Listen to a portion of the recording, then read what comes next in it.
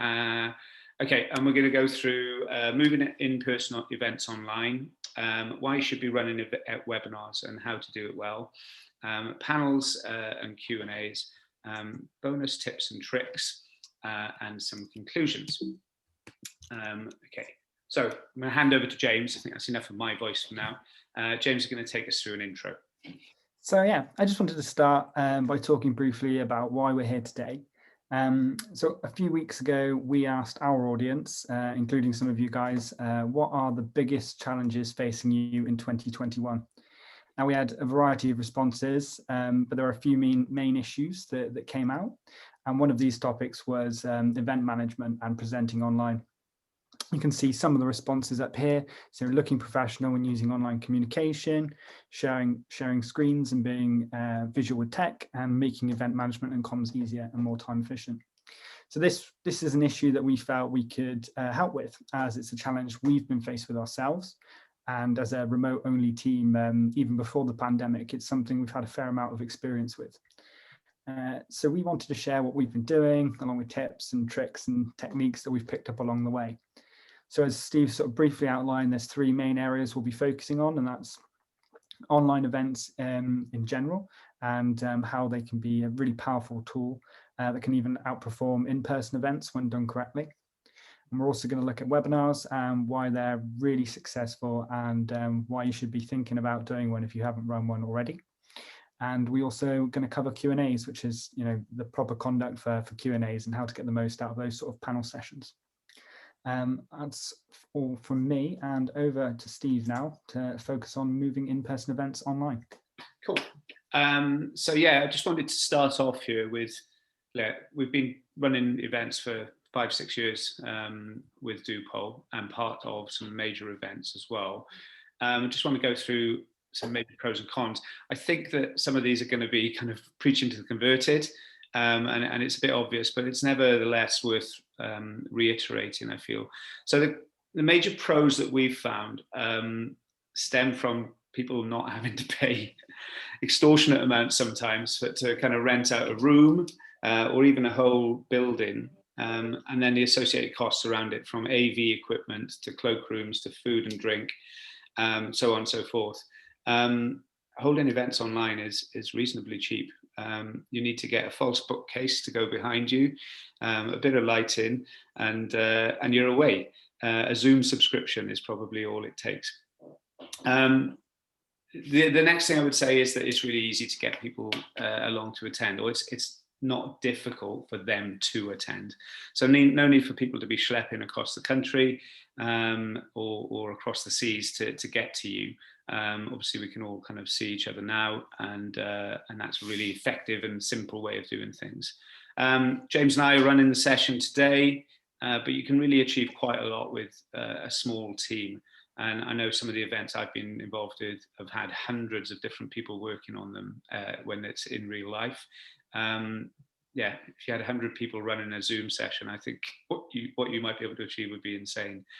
And finally, and I didn't want to kind of ignore this, it is safe and a responsible thing to do in the current climate. I know we're all getting the jabs. I know we're all going to be vaccinated in due course, but I do feel there's going to be, certainly for the foreseeable, a real kind of cautionary approach from people. And I don't think that people say, there's going to be a massive party when this is all over. I'm not sure that's going to happen. And I think that'll echo through into events as well, that in real life events are going to have a much less or fewer people attending. Okay, on to the cons. So what is tough is no-shows. So we're going to be open with you here. We had over 25 people sign up for today for this session, and now we're less than 10 people here. So it's super easy to say, yeah, I'll do that. It takes no effort at all to sign up on Eventbrite or through an embedded doopoll and commit to doing something. We've added it into people's calendars. We've done what we can to kind of make things nailed on, but you will still see a much higher proportion of dropout than you would for a real life event. I used to run something called Ignite Cardiff, and we'd have about a 30% kind of hit rate. And it's probably the inverse of that. You probably see, especially for free events, a massive drop off. You get the blank screens of doom. I don't mind that people don't put their video on, but I know that if you've got a grid in front of you and there's only 2 of you that have video on, it can be quite intimidating. So just be aware of that, I guess, is, know that you're speaking to people, that they're there, they're listening. And I've tried and tested hiding the non-video screens. And I think that can give you a false sense of security, because you either then start only speaking to the people you can see, or you forget about the other people that are out there.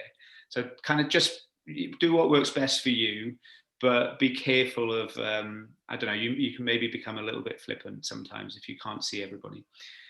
Those who can't mute. So I don't mind things being off mute. I actually find this quite fun, but it's carnage if you have 50 people on and there's dogs barking or kids screaming or tables scraping, and else, and there's many more things. So that's a challenge. That you kind of get that. You'll get the odd ringtone going off on a real life event, but more often than not, people are mortified in that scenario, and I think they become a bit immune to it. And then challenging to replicate networking. So we've tried the breakout rooms, and they work pretty effectively within Zoom. I think there's a bit of FOMO though. You feel like you want to be in every breakout room, taking part with people. And when you nominate someone to kind of speak on behalf of that breakout room, you never feel like you're getting the full story. And it's really difficult then to follow up on that. But I guess that is a replication of real life. You can't be everywhere at a live event either. But yeah, I would recommend breakout rooms. But I'm open, I'm all ears if anyone's got any suggestions about the ways that you can replicate networking. Okay, so I wanted to mention a case study. And this is where we believe things will head, is towards hybrid events. So I think there will be much lower scale real life events happening, but with a digital element to it. So the events will be streamed, be it on YouTube, Facebook Live, Periscope, wherever it might be.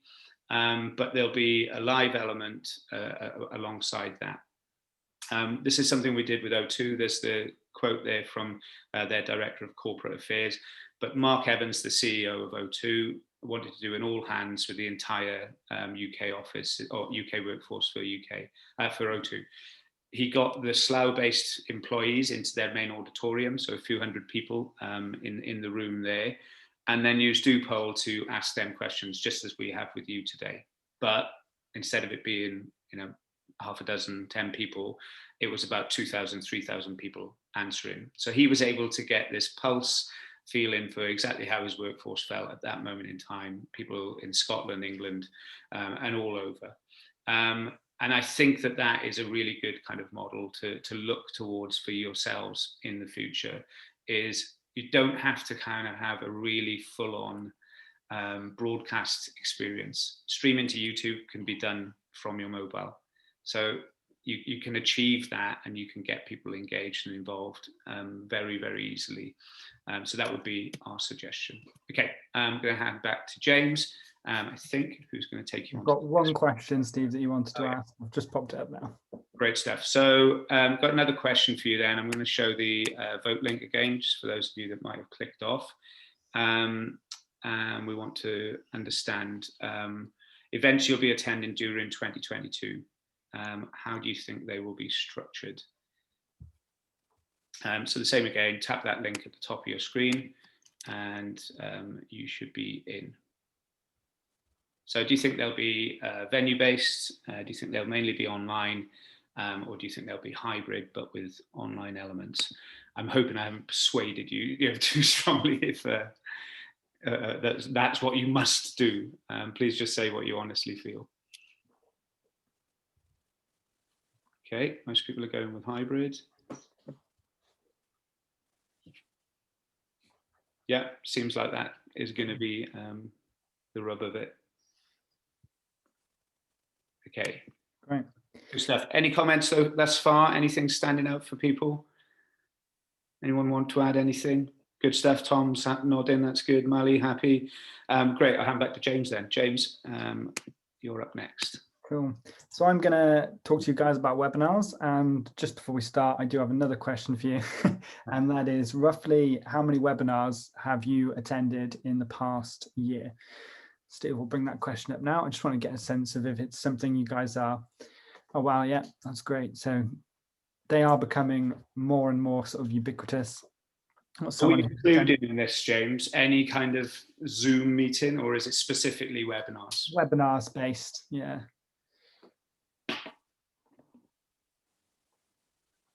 Wow. Wow. Yeah, we've all been to lots of them. That's great to see. Because I if you want to move my slide on when you get a second, Steve. Yeah. So today I just want to talk about why I think that webinars are a really powerful tool. Sorry, I just need to make that live. Yeah, I want to talk about why I think webinars are a really powerful tool and why I believe we should all be doing them. Webinars can perform a variety of functions, and I'm going to go through some of those now. The first function I want to talk about is lead generation. So this is another challenge that cropped up multiple times in the survey that we sent out and has been made harder for many organizations during the pandemic, particularly if you relied more on networking or face-to-face interactions with people. It's been a lot harder during the COVID-19 lockdown to sort of generate their leads and contacts. So webinars can work really well as an alternative to this, and in general are a fantastic opportunity to get completely new prospective contacts and clients, or help turn colder leads into warm ones. So on top of that, webinars can significantly reduce the time a prospect would spend in your sales funnel by fast tracking them through the process of introducing them to your organization and demonstrating the value that you bring. A similar process could take weeks or even months if it was relying on articles and email outreach. And you can achieve all of this without actually attempting to sell to anyone, and instead just offering genuine benefits. So the second function of webinars that I want to talk through is another really important one, and it's educating your audience. By educating current and potential users on the specifics of your product or service, you can demonstrate the in-depth benefits of your offering, whilst ensuring a healthy adoption rate, removing any potential barriers of understanding that your audience might have with whatever your offering is. And finally, I want to talk about webinars as a tool for understanding your audience more. Webinars are a great place to discover new things about your audience, helping you to improve what your organization offers going forward and getting you more familiar with your customer's journey. So we'll dive into this a little bit more in a minute, but essentially webinars are a great time to get your audience's direct input. Now, all of these things could be done in other ways, but far less effectively. The alternatives are often static content, such as blog posts, educational articles, or sort of cold outreach with email and social media. But a big part of the effectiveness of webinars over these is interactivity. So you can adapt your questions as you go along, you can dig deeper where needed. Equally, your audience can ask you things that they want to know and get direct, immediate responses, which is really powerful. Secondly, it builds trust. Emails and static content feel cold and a bit distant. You can't see the person behind, but face-to-face on a webinar, you can create an actual sort of relationship, which is really great. Now, much of this would also be true for face-to-face seminars, but as Steve sort of already touched on average, you can get up to 400% more attendees to an online event than an in-person event. So you can provide the same value to a whole lot more people. And again, as Steve mentioned, at a greatly reduced cost. There's no need to hire anyone out, and you know, there's no additional complexities that brings with hiring a venue. So talked a little bit about the why, and now I'm going to talk a little bit about the how. How can you set up and run a webinar that creates real value? The first step, in my opinion, is to ensure that your webinar is on topic and that people on a topic that people care about. So often we make assumptions about what people are worried about, what their challenges are, and that's why we sent out that survey to ask our audience what were the challenges they were facing in 2021. So not only do you get a better understanding of the problems facing people, but you can use this to ensure that you have a topic which provides real value. You're also able to use those responses that you get back to help write the content for your outreach. There's no better voice to entice new potential customers in than your existing ones. So the next thing on how is engagement.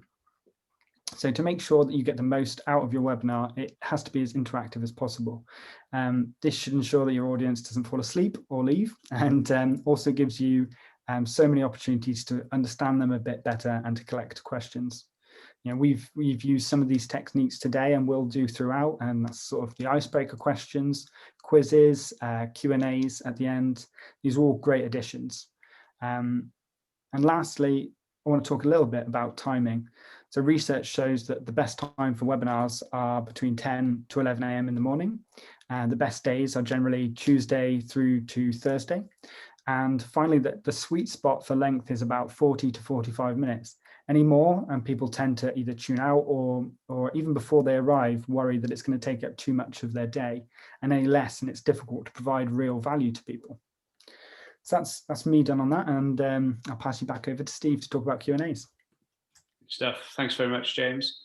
Yeah, so panels and Q&As. I've made this slide live. There's also a question, surprise, surprise, that follows it. Whilst looking for stock imagery here, I clearly got one that is allowing people into heaven by the looks of it. So apologies for that. So yeah, how to best run these sessions. I think we've probably all attended, certainly in real life events, panel sessions that have either blown us away or we've wished we'd got that hour of our life back. I think one of the key learnings we've had, especially for hybrid events, is to try and get to the value as quickly as you can. And one of the main things that stands in the way of that are these overly long introductions. So more often than not, you know who people are. You've kind of signed up to the event because you've seen that they're speaking. You don't need a 5-minute pen portrait of that person, which just makes them squirm in their seat a bit. And invariably you see someone get something a bit wrong. So it just kind of puts egg on your face. So yeah, really avoid that if at all possible, because it just bites into your time. The other thing I would add here, it's not down as a bullet point, but to make more time for the Q&As than you believe you're going to need, because invariably they take longer. And even though you might take the next step into consideration, people will still talk, and there's value from that. There really is value from that over the presentations that you might get. So yeah, the next step is try to encourage people not to go on and on. Suggest a 1-minute response rate, and even if it's some kind of visual signal, whether you tap your head or tap your chest, wherever it might be, tap your foot, an alert to that person. If they're running over, you want them to wrap it up. Authenticity is really powerful in this scenario. So being able to say, we've got a question here from Elizabeth at TPAS. Elizabeth wants to know this, or we've got a question from Tom Dyer. They want to know that. It's much more powerful being able to do that rather than having the moderator ask everything, because it feels like it could be fixed. It feels like you're just lining them up so that they can sell the next thing that they want to for their company. So wherever possible, try to gather questions from your audience. And you don't have to get everyone's opinion on every single question. So I'm sure we've all been at events where a 4-person panel and the 4th person that's asked almost always says, well, I'd like to echo what person 1, 2, and 3 say. And you're like, well, yeah, no surprise. So try to keep things varied. Maybe put one question to 2 people, and then the next question to the next 2, and mix it up a little bit. Because invariably, when I've seen this done well, they'll come back to that previous question.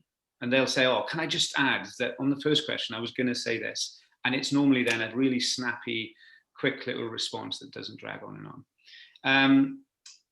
One other thing I would add here that's not on the bullet points is question and answers. Encouraging that through chat can be effective, but then when the chat spirals off, that can be difficult to manage.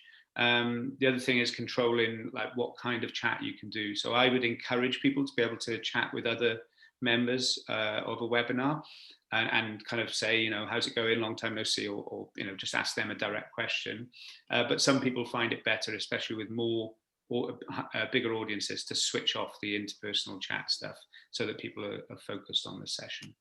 Okay, James, did we get some questions through? We have got one question for you so far. I'll just post that into the chat. So some of you might see there's now a little Q&A, so you can ask any questions that you want of me and Steve. And we're going to pop them into the Zoom chat so we can answer them. Okay. So is it manageable to run an interactive webinar as one person, or do you need a backup person? Okay, I'm glad that this has been touched on. I personally tried to run a one-person webinar with the 4 regional rugby teams. We've just run probably one of the most successful campaigns we've done for doopoll, and I was so chuffed with what we'd achieved. So we got 100,000 people to take part. We gathered 10,000 emails for these clients. And I had the marketing director for the Dragons, the Blues, the Ospreys and the Scarlets on a webinar.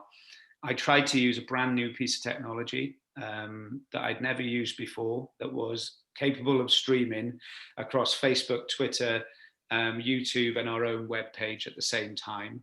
I wanted to bring doopolls into it, and I was trying to use something else as well. It was an absolute car crash, so absolutely horrific.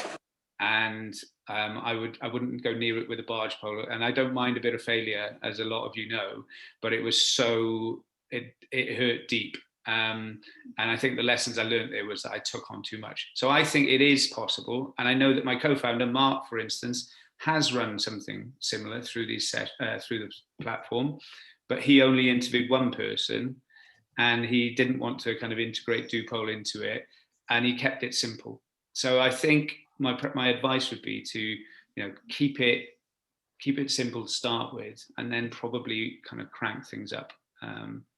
Cool. Next up, is it manageable? Do you get anxiety when sharing your screen? Yes. So yeah, I think it's natural to be anxious about it. And even today, there's been a few glitches, and you might not have noticed it, but there's a few bits and bobs that we might have done differently. But ultimately, I think if you're human and honest with the way you work, then people are forgiving, and they know, oh, God, I wouldn't want to be in their shoes, or there's that approach to things. So I think generally people do understand. I think I would be cautious about the settings. So you speak about sharing your own screen.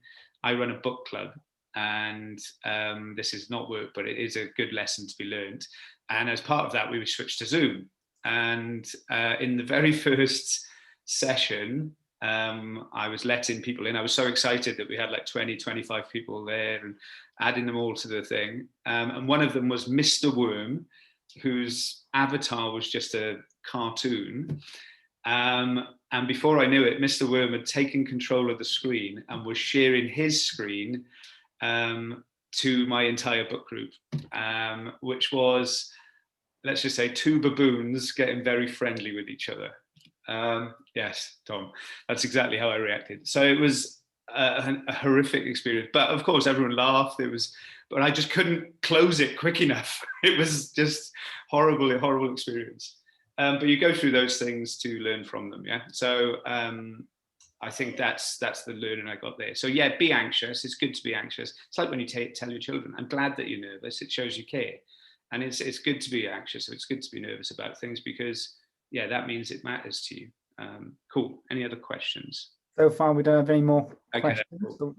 Let's go back to share screen. Thanks for those, whoever submitted those. We are doing well on time, so we will have a chance to do a few more as well later. Okay, should we move on to tips and tricks, James? Yeah, absolutely. I've just pushed that live. Here we go. Okay, so I think someone had asked for this during one of the earlier queries. I'll kick these off then. So we really urge you to do a webinar. I hope James has kind of praised the gospel on that. Everybody here has something to share, and something that others could benefit from. So here's some ideas that you could use. So segmenting questions, ask segmenting questions of registrants on sign up. So the idea here is most platforms will allow you to do it. I know we certainly do, but it's really nice to get a feel for the size and shape of your audience before the event starts. And so if I look at, let's say, Elizabeth at TPAS, if she wanted to run an event, she might say, you know, where in Wales are you going to be zooming in from? Are you a tenant, a landlord, you know, a house owner, a public servant? And then she might say, you know, which of these topics are of most interest to you? And it might be the 3 topics that are going to be discussed that day. Suddenly then you're able to see the kind of audience you're going to have, whether it's mostly tenants or mostly people from West Wales, mostly people that are interested in session 1. And it's really helpful when you're kind of running your session to be able to do that. That bleeds into part 2, which is to send out a survey a week before. So we talked about this a little bit earlier. James, do you want to jump in here? Yeah, fine. I was going to say, we mentioned earlier a few things, and one of them was how you do get a lot of drop-offs, people who don't necessarily, they say they're going to join your webinar and in the last minute sort of cancel or just don't arrive. So one of the ways that you can incentivize people to ensure that they're keen to turn up is by sending out a survey prior to the actual event. You can ask a lot of questions in this, but one of the best things to do is actually ask for their questions. So there's sort of a bit of skin in the game for people. They've already asked a question that they want to know the answer for. And this can be a real powerful tool, not only to ensure that people are engaged, but that they actually have that incentive to turn up. Cool. Next up, make sure you get the event in the attendees calendar. So send invites out. Lots of platforms do this automatically, Eventbrite being a case in point, but not all of them. So people might well sign up to something, you'll have their details, you'll know when the event is, and they won't have got the invite, or they won't have added it to their own diary. So make sure that you create an event link and get that into their diaries. Another suggestion here is that you can replicate things. So it does no harm in including that thing on a Facebook post. So if you have a Facebook page, for instance, you can create a Facebook event.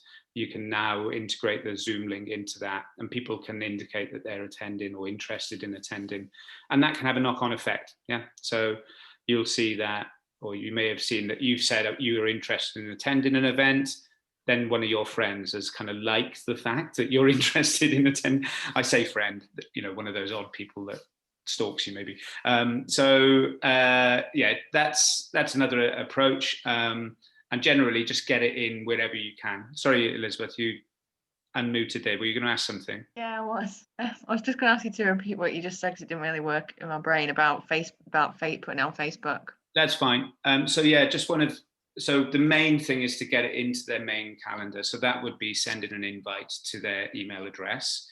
But a secondary thing is that you could create a Facebook page with the link to the Zoom event, for instance. The benefit of this is that you share that out. People, you know, I'd encourage yourselves to do this. So, you know, if you don't mind being associated with your business, to show that you're going to that event, and then it just propagates out a little bit. So you may well get people that didn't see your tweet or didn't go to your blog post, but then they're able to sign up via the Facebook event. I'm not saying this is a silver bullet. You might grab 1, 2, 3 more, but you know, it could be a nice addition to get that. Cool, James. Yeah, so the next one, I think we've been drilling this home for the whole thing, is engagement, asking questions and making sure that your webinar or your virtual event isn't just a broadcast, that it's got, you know, 2-directional communication. You can use surveys, breakout rooms, Q&As, tasks. There's all sorts of things you can do, but it's a really important element to any virtual event that makes, you know, that move from in real life to online a lot easier for people. So here's one bonus, or aside from this, another trick that I've seen used well, and I've used well myself at live events, is basically starting the event by getting everyone to stand up and go and shake hands with 3 people they've never met before. And it was a really good kind of way to get the room bustling and chatting with each other, and kind of like the icebreakers. It just kind of calms everybody down. Suddenly that bit of interaction, things are less stuffy and people open up a little more. So a digital version of that is say hello to 2 people on the chat. and it could be a bit cringe, but it could be a bit fun as well.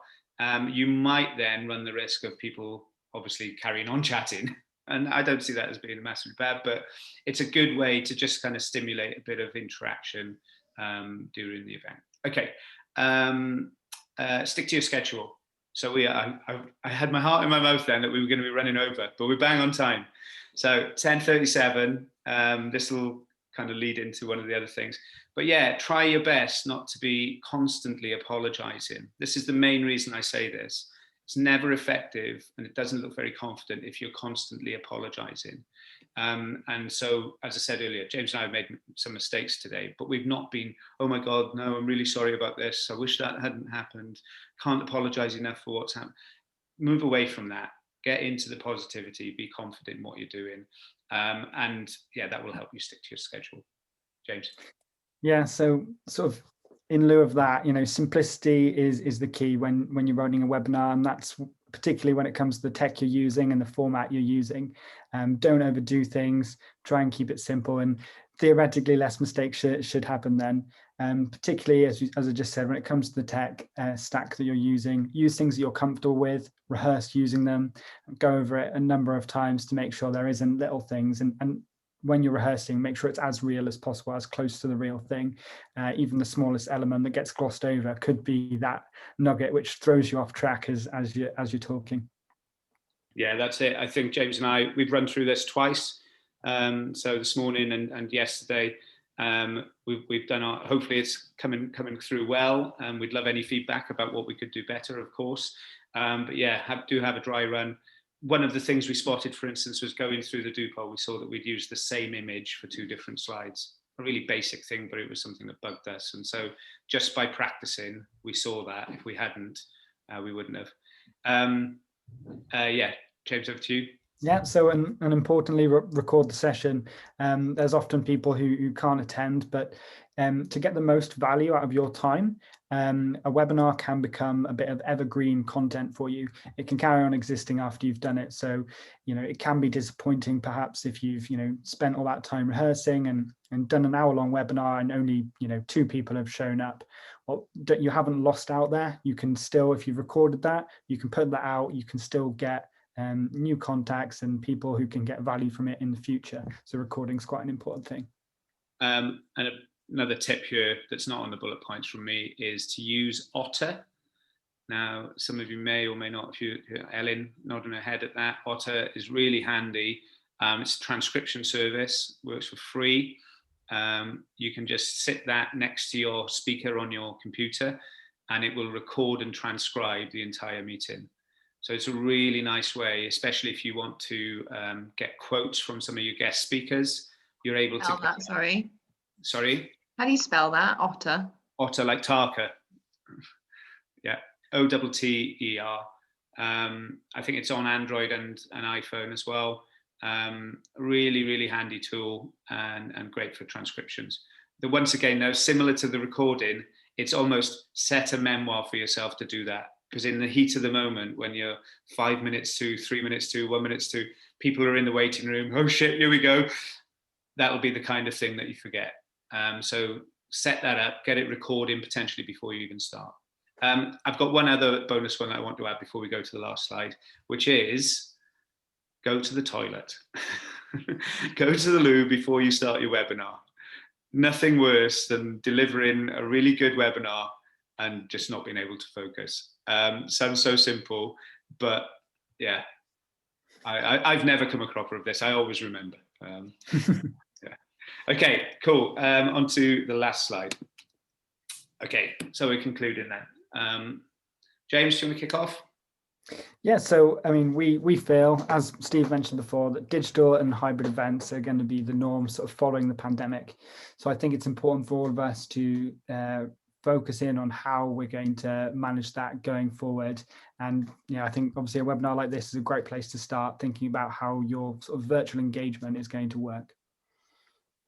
Cool. So secondly, find a format that works for you and replicate that. I think one of the things we were fearful of with running webinars ourselves is that it was going to be a bit of a time sump. These things don't come together simply. It does take a bit of effort and energy to get things to a decent standard. But there's a great phrase in the startup world, it's just build once, sell twice. And I think if you create a webinar that is effective, think about the different markets that could benefit from that very same webinar. And so we've run some now that are pretty generic, but the next step for us is that we're looking at our target markets and basically presenting these webinars specifically for those target markets. So we have case studies of example clients within those industries, and the ability that we don't have to rewrite the entire thing. It's just about adding in tailored bits for those areas. So yeah, if you put the time and energy in, don't think that it's all reliant on that single webinar going well. Do try to think about, well, actually, if that went down well for those half a dozen people, it could work well for this, another 50 people, another 100 people. James. Cool. Yeah. So as we said before as well, don't just broadcast, make sure that you're engaging with people. I think that's the key to creating successful online events, and definitely just have fun along the way. It can make the whole process a little bit less painful to make sure you're enjoying it, make sure your audience is enjoying it. Adding in fun little icebreakers and things like that can really improve the process. Cool. So just to wrap up then, I think James said it. So have fun, but learn from your mistakes. Be human in it. Everybody makes mistakes. Don't expect to be flawless. And in fact, you'll learn more from the bits that go wrong than the bits that go perfect. And yeah, I believe that webinars are here to stay. I think we'll see a lot more of this. The world is learning to learn more and realizing the benefit of continuous learning. So yeah, that's our belief, and that's for now the end of the session with 1 minute to spare. So we've got time. I know we've offered you the chance to ask questions already, but we're here. We don't have to kind of end at bang on 10:45. But yeah, please let us know your thoughts or any queries you might have.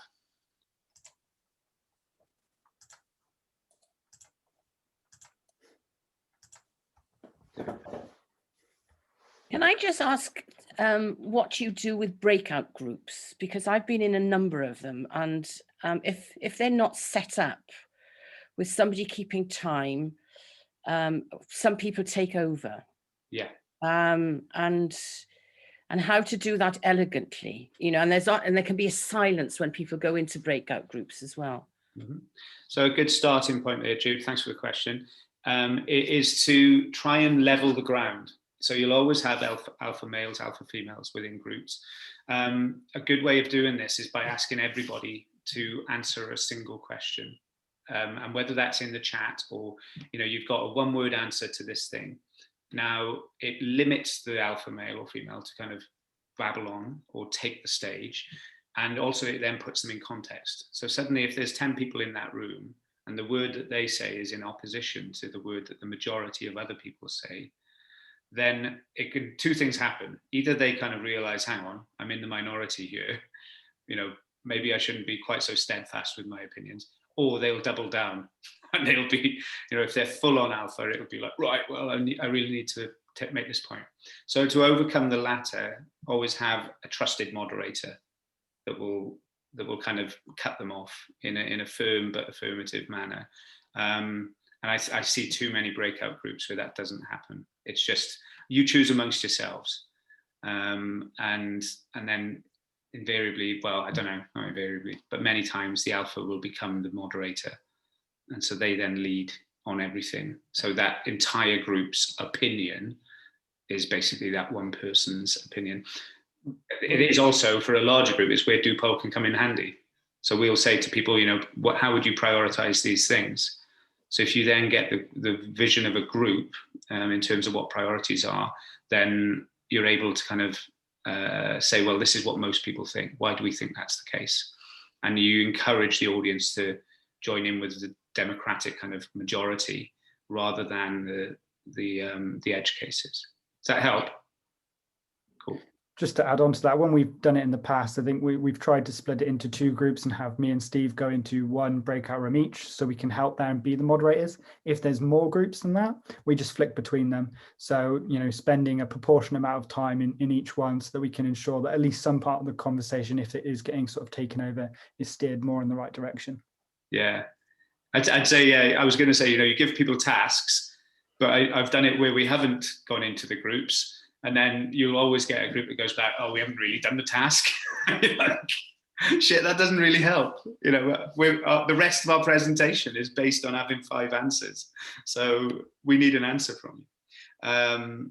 Good question. Anyone else? No? Are we all good? Oh, Elizabeth, go on.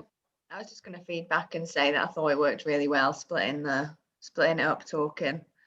You know, like you do a slide and then you do a couple of bits in the slide rather than doing it all, you know, and then maybe someone pops in every now and again. It worked well, spreading it out like that. Yeah, we've got work to do on it.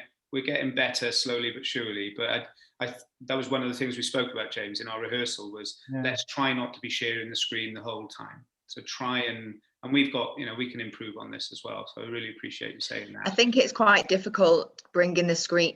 So I struggle anyway with, you know, sharing my screen and then and then stopping sharing and then sharing it, especially if I'm in presenter view. So then to come, and then sometimes I bring my slides up that are in presenter view and they can see presenter view, and then it's a bit of a nightmare. So I'm trying to get that right, really. That is difficult. James, you're one, as you probably can guess, I didn't have a script there, but James likes having the notes there, and he prepares and presents really well with them. But yeah, it's that natural anxiety around sharing your notes.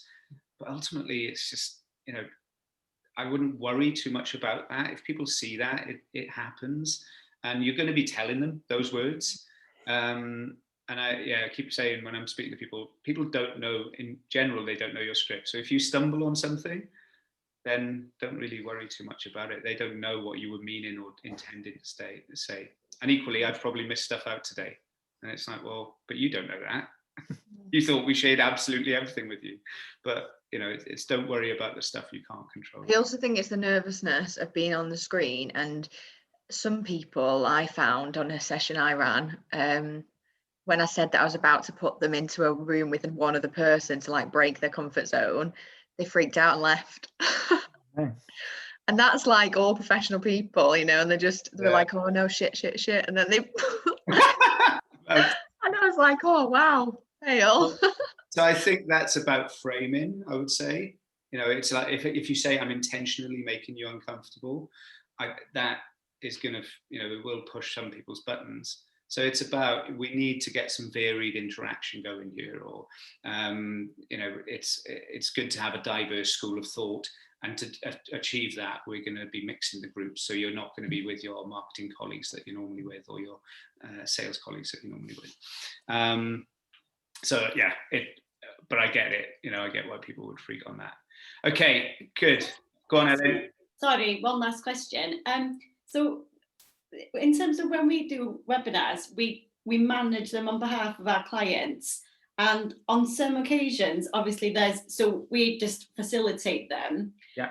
But when you have a speaker that goes over their time, have you got any tips in terms of how virtually do you get someone to wrap it up? Because we found it quite hard, even, you know, if you send them a message, if they're mid-flow and you can't stop them without going, you know, I've just sent Ellen a message saying you need to stop. But we've tried that a few times and it doesn't always work. So I think, once again, it's the firm but affirmative approach. And it's like, okay, thanks very much, Jeremy. We've got the point. Unfortunately, we're running out of time, so we need to, and I'm doing that to you now, yeah? So thanks very much for that, Ellen. But we're 5 minutes over already. You know, we need to learn from our lessons. We should have allocated more time for this bit. Yeah, so that's a mistake that we've made today. So generally, allocate more time for Q&A, but don't be scared to say, it's important that we have a balanced amount of interaction here, Mr. Speaker or Mrs. Speaker. So I'm going to have to kind of, thanks for that, let's wrap it there and we'll move on to the next question. Or you know, it's this why I guess the TV hosts are paid so much. Yeah, why the Dimblebees and co, you know, because they're able to do this quite comfortably. I think post-event feedback can be great as well. If you do have to cut someone off, there might be people who are really, you know, interested and wanted to finish it off. And if you can get that information back from people, maybe that you can stage another event, another webinar in the future, and that can be really good as well. Equally, you might get people saying, thanks for cutting that off. You get a sense of whether you were doing the right thing, and then you can just learn and iterate on that in the future. Very quickly, another tip is asking questions using something like doopoll or whatever, getting those questions through. You might not answer all of them, but a great follow on is to say, here's the responses from our panelists, or here's the responses from our team to the questions that weren't answered during the session. That's a real value add, yeah?